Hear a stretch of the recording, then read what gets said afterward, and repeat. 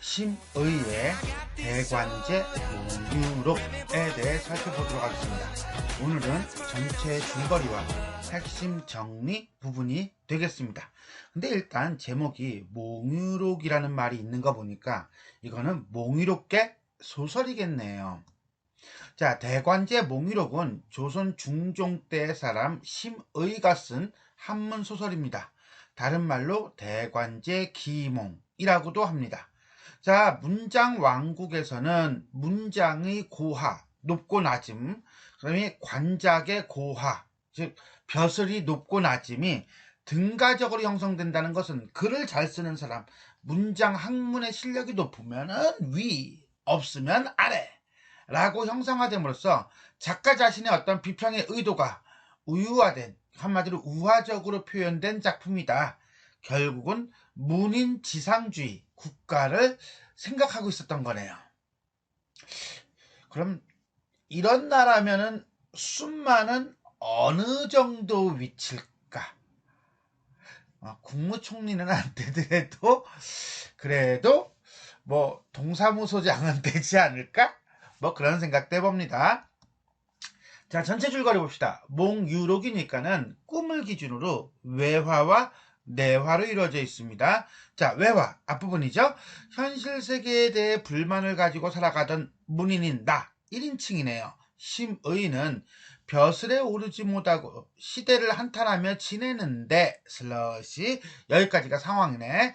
어느 날 밤 팔을 베고 잠깐 잠이 들면서 꿈을 꾼다. 자, 이렇게 잠깐 잠이 들면서 꿈을 꾸는 걸 우리는 뭐라고 하죠?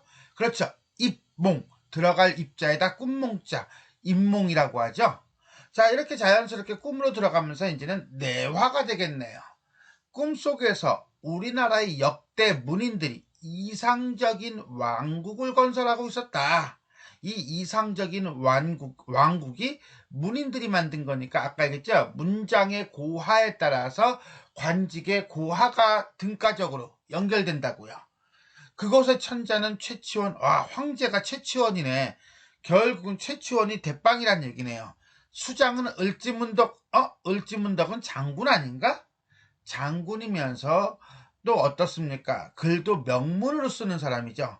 그 다음에 좌상과 우상은 이규보와 이재현, 대제학은 이색이 맡고 있었으며 각각 관직도 유명한 문인들이 맡고 있었다라고 하는 거 보니까 최치원, 을지문덕, 이규보, 이재현, 이색 전부 다 역사적 인물들을 등장인물로 설정하고 있는 거 맞습니까? 오케이. 나는 천자의 총애를 받고 금자 광록대부라는 관직을 맡게 된다 라고 하는 거 보니까 자기 자신도 글 좀 쓴다라고 하는 약간 자뻑 증상이 있네요. 천자는 문장을 좋아하여 귀천을 막론하고 문장이 높은 사람을 등용했으며 관직에 있는 이의 문장이 격에 맞지 않으면 엄벌에 처했다. 어느 날 문천지방의 군수로 있던 김시습은 김시습은 매월당이죠. 매월당 김시습. 자신은 송나라 시풍이에요. 송시를 좋아하지만 천자가 당시를 좋아하여 당률에 맞지 않는다고 벼슬을 강등하자 이에 불만을 품고 별걸 가지고 싸워요. 그죠? 근데 이 별걸 가지고 싸운다고 하지만 이게 이제 문인의 나라잖아. 문인의 나라니까 이렇게 되는 거지. 뭐 현대 국가는 안 그런가? 뭐 당파에 의해서 싸우잖아요. 매파, 비둘기파, 미국은 맨날 그거 갖고 싸우고 우리나라도 무슨 당에서 이제는 보수냐 진보냐 이거 가지고 싸우고 뭐 이런 거라고 보시면 돼요. 자, 근데 반란은 좀 그렇다. 어쨌거나 저쨌거나 나는 이 반란군을 진압하기 위하여 출정하여 휘파람을 불어 적을 물리치고 김시습은 사단의 노장이 왔다며 투항한다. 깔끔하게 끝나네. 적을 물리친 공으로 나는 높은 벼슬에 오르고 재산도 많이 모은다. 그 뒤 당의 천자인 두보가 이제 두보가 천자예요. 이태백과 함께 와서 같이 논일며 조선에는 인재가 없음을 한탄한다. 와. 어느 날 나를 탄핵하는 상소가 올라오고 이것을 본 천자는 나에게 고향으로 돌아가라고 명령한다. 이색은 슬퍼하는 나를 데리고 가 금칼로 나의 오장육부를 갈라놓고 먹물을 들이붓는다. 이에 나는 배가 칼로 찌르는 듯 아파서 꿈에서 깨어난다. 이렇게 해서 이제는 내화에서 외화로 넘어오겠네요. 이렇게 꿈에서 깨어나는 걸 우리는 각몽이라고 하죠. 외화. 꿈에서 깨어 현실로 돌아오니 배가 북처럼 부풀어 올랐다. 잔등은 가물가물했으며 라고 하는 건 시간이 그만큼 지났다는 얘기예요. 병든 아내가 곁에서 앓는 소리를 내고 있었다. 이렇게 해서 the end, 끝났다 라고 보시면 돼요. 여기까지가 자 심의의 대관제 몽유록의 전체 줄거리가 되겠습니다. 그렇다면 핵심 정리 부분으로 파트를 한번 살펴보겠습니다. 한문소설이고요. 몽유록이라고 하는 제목처럼 몽유롭게 소설이 되겠습니다. 전기적이고요. 변증법적이다. 액자형 구성을 가지고 있는 환몽구조이다. 환몽이라고 하는 건 요거예요. 현실에서 꿈, 다시 현실로 이루어져 있다. 1인칭 주인공 시점이고요. 나가 나왔었죠 아까. 꿈속에서 문인들로 구성된 이상세계를 경험함이 전체 주제가 되겠습니다. 특징, 환몽구조를 가지고 있다. 몽유롭게 소설이다. 환몽구조는 아까 봤던 외화, 내화, 외화를 통해서 설명이 가능하다면 우리는 몽유롭게 소설에 대해 잠깐 살펴볼 필요가 있을 것 같아요. 자, 몽자류 소설과 몽유롭게 소설입니다. 일단 몽자류 소설 봅시다. 몽자류는요, 조신지몽, 구운몽 이런 식으로 몽이라고 하는 글자가 붙은 소설을 의미합니다. 이 소설 역시 현실, 꿈, 현실이라는 환몽 구조로 되어 있으며 주인공이 꿈을 꾸는 과정을 거쳐 꿈속에서 요거 체크합시다. 다른 인물로 태어나, 그쵸? 다른 인물로 태어난다는 건 이름이 달라요. 그러니까 구몽을 예를 든다면 성진과 양소유 이렇게 되겠죠. 새로운 삶을 경험한 뒤 다시 꿈을 깨는 과정을 거쳐서 깨달음을 얻게 된다. 이때 꿈속에서 새로 깨어난 주인공은 그 이전 자아에 대한 자각이 없는 상태, 외화의 자아를 기억하지 못하는 상태에서 진행하다가 그러다가 둘 사이의 일치를 확인하게 된다. 그래서 현실의 자아와 꿈속의 자아는 서로 다른 인물로 꿈과 연관성을 가지면서 새로운 깨달음을 얻게 된다. 이런 점에서 볼 때 주제 꿈이라고 하는 것은 기본적으로 이 꿈은 인생 무상을 깨닫게 하는 공간으로서의 역할을 하는 경우가 많습니다. 대표적인 작품으로 구운몽 내지는 조신지몽이 있다 라고 보시면 되겠습니다. 자, 몽자류 소설이 이렇다면 몽유롭게 소설은 어떤가? 하여튼 몽유예요. 이때 유자가 놀다 유자예요. 그러니까 꿈속에서 놀며 보고 듣고 체험한 것을 서술한 소설이다 라고 보시면 돼요. 그러니까 분위기가 완전히 달라요. 물론 현실, 꿈, 현실이라는 환몽 구조를 가지고 있다는 점은 몽자류 소설과 같지만 현실의 자아, 그러니까 외화의 자아가 내화로 들어가요. 그러니까 한마디로 의식을 유지한 채 꿈속에서 경험한 것을 꿈이 깨고 난 뒤에도 이야기하는 방식을 취하고 있다. 그래서 꿈속에서 있었던 일 자체가 중요한 의미를 갖는다. 또한 그렇다 보니까 꿈속에서 겪은 일을 중심으로 다루면서 그와 대비되는 꿈박, 현실에서 가지고 있는 비판적 의식을 간접적으로 보여준다. 현실에서 불만인 사람이 꿈으로 들어가서 그 꿈에서 현실을 해결하든 아니면 현실을 해결할 방법을 얻든 아니면 현실과 반대되는 세상을 경험하든 하고 다시 현실로 나오는 거예요.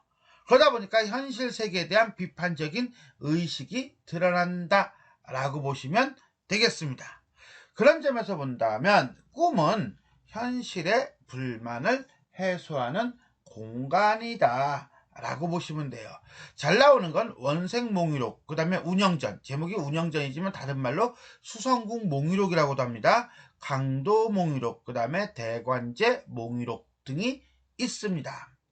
자, 우리는 이게 대관제 몽유록을 공부하는 파트니까 몽유록만 조금 더 봅시다. 자, 이렇게 몽유록의 소설이 여러 개가 있는데 그 중에서도 크게 나눈다면 이념 제시형과 현실 비판형 두 가지로 나눌 수 있다. 이념 제시형이라고 하는 것은 결국 현실과 이상, 이상과 현실 사이에서 모순이 있어. 그 모순 속에서 이념적 공간, 한마디로 이상세계를 제시하는 거라고 보면 돼요. 작가 또는 주인공들은 관료사회의 이상과 현실 간의 모순 때문에 갈등을 겪고 있으면서도 이러한 현실을 초월하여 관료사회의 이념적 질서에 갈등 없이 안주하려는 그런 환상을 그리고 있다. 두 번째, 양반 사대부들의 이념적 공동체를 구축하는 사건을 연출하고 있다. 좀 전에 왔던 대관제 몽유록 같은 경우는 어떻습니까? 문인들이 지배하는 세계죠. 문인들이 지배하는 세계라고 하는 것은 심의라고 하는 이 작가, 자기 자신이 문인이잖아 라고 본다면 자기가 볼 때 가장 이상적인 공동체라고 보는 거죠. 다음으로 세 번째, 그러나 찬란한 과거 전통에 의거하여 쇠퇴해가는 자기 집단의 이념과 문화, 역사적 기능을 재확인하면서 작가의 의식은 반동적이고 이념 옹호적 성향을 지니고 있다. 반동적이다라는 것은 이런 지금 현실 사회는 이상적 사회가 아니라는 전제를 까는 거거든요. 그래서 그런가 과거 옛날에 해피했던 데이, 한마디로 이상적 사회에 거의 근접했던 그런 시기나 아니면 인물이 등장한다는 거예요. 그래서 이념적 세계를 구축하고 안락을 구가하는 환상적 작품 세계가 나타난다. 대관제 몽유록 같은 경우가 여기에 해당하며 사수 몽유록, 금화사 몽유록 등이 있다라고 보시면 되겠습니다. 두 번째, 현실 비판적 몽유록. 자, 양반 관료 사회의 사회, 역사적 모순을 정면으로 인식하고 갈등 속에서 이것을 비판하고 반성하고 있다라고 보시면 되겠습니다. 이러한 현실 비판형 몽유록은 이 당대 사회 구조의 모순에 의해 희생된 자의 망령을 등장시킨다든가 아니면 이러한 당대 현실을 규탄한다든가 이런 식으로 이제 이해가 나니까 상당히 적극적이죠. 자, 다음으로 현실 비판형 몽유록의 세 번째 특징을 본다면 그것은 모순을 해결할 방도나 행동 방식을 구체적으로 제시하지는 못한다는 거예요. 왜? 이걸 구체적으로 제시한다는 것은 결국은 뒤집어 엎는 거거든, 현실 사회를. 근데 현실 사회를 뒤집어 볼 수는 없죠. 왜? 이게 조선시대니까. 그래서 그냥 절망하고 좌절하고 안타까워하는 그 정도 수준에서 머문다 라고 보시면 되겠고요. 원생몽유록, 달참몽유록, 강도몽유록 등을 들 수가 있겠습니다. 두 번째, 역사적 인물들을 등장시켜 문인들이 주도하는 왕국을 그리고 있다. 이상적 세계가 되겠죠. 나, 심의. 자, 현실에서는, 외화에서는 벼슬에 오르지 못하고 시대를 한탄하는 인물이지만 꿈에서는 문인이 통치하는 이상세계에서 부귀영화를 누리고 관직되어 오르고 돈도 많이 벌고 그래요. 다음에 최치원. 최치원은요, 자, 꿈 내화에서 황제죠. 이 말은 작가 심의가 볼 때 최치원이 짱 먹었다 이렇게 보시면 됩니다. 이색. 이색은요, 대제약으로 나를 천거한 조력자이다. 그리고 나가 김시습의 난을 진압하는 공을 세울 수 있도록 도와주는 인물이다 라고 보시면 됩니다.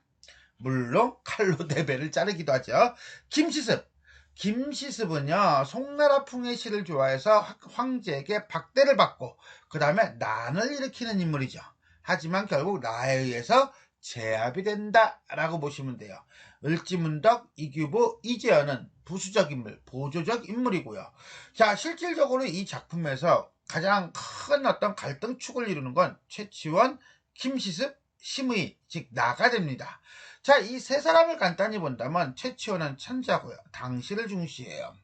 그 다음에 심의는 1인칭 서술자고요. 그 다음에 신문으로 김시습을 제압하는 신하예요. 충신이죠. 김시습은 송씨를 좋아하고요. 황제의 박대에 불만을 품고 난을 일으켜요. 결국 여기서 핵심 갈등은 최치원, 천자와 김시습이죠. 뭐 가지고요? 시풍이에요.